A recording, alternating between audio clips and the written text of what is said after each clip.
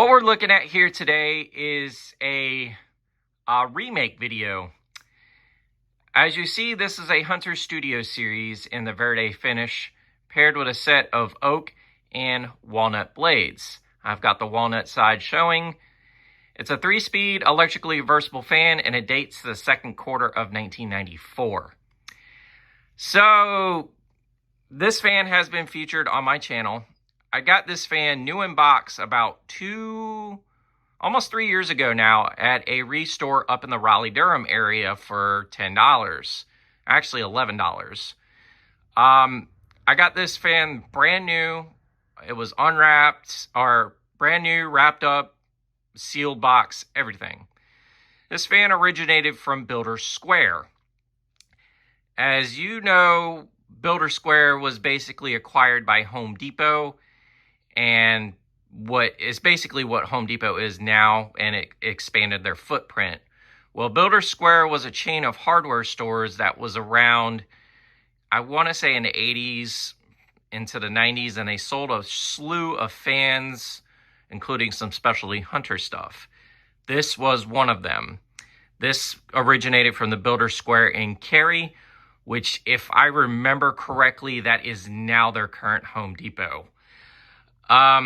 But yeah, it's a pretty unique treat to actually find one of these, because you don't necessarily find these. So I decided to replace the Dixie Belle. The Dixie Belle has a bad cap, and I figured, why not give this one a shot? Anyways, we're going to go ahead and start up with the fan on low, and then you can see the nice little Verde detail on this as well. I honestly really like this fan.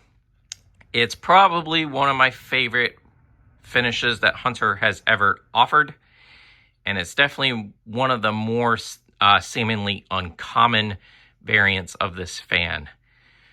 You usually find this fan in either antique brass, white and brass, or polished brass, but they did offer almond, Verde, and a terracotta finish of this fan. So this definitely is a very rare treat in some way. It uses a 172 by 14 or so spinner motor, and it's got about probably about a 12 or 13 degree blade pitch, somewhere in that ballpark. I may be wrong on that, but I'm giving my best estimate here. Anyways, we're going to go ahead and crank this fan to medium and see what this fan does. And I will note, the installer's choice canopy to this fan is a little bit of a pain, but putting it up and actually having it run, this fan is gorgeous. Absolutely gorgeous. And I've had it sitting in its box since I last did a video of this fan about a little over two and a half years ago. But this time it's a commentary video of this. So, medium speed is not bad. You definitely get an airflow out of it, and so on and so forth. Now we're going to go ahead and crank this fan to high.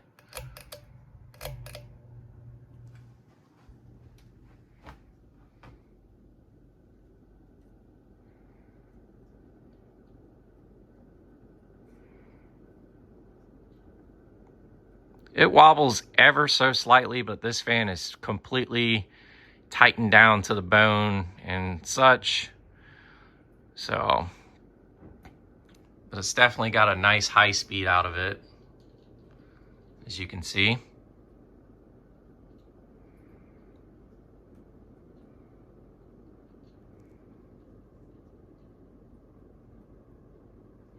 Anywho, we're going to go ahead and do spin down.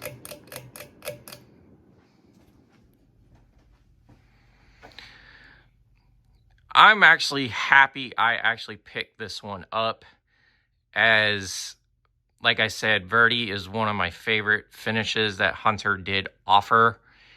And a Studio Series is probably one of their more plain models from the 90s. But because it was an odd finish, I scooped it anyways. And basically, this fan kind of reminds me of a downrod version of the low profile. Like, they literally exactly look the same. I have an older Studio Series from the mid 80s that is a 44-inch model. Those are probably my favorite variant of this series, but the 90s ones are pretty cool too. But I will note, I like the rarer finishes of the 90s ones, like the terracotta, the verde, the almond. Now, if I could find a terracotta finish, that would be pretty cool.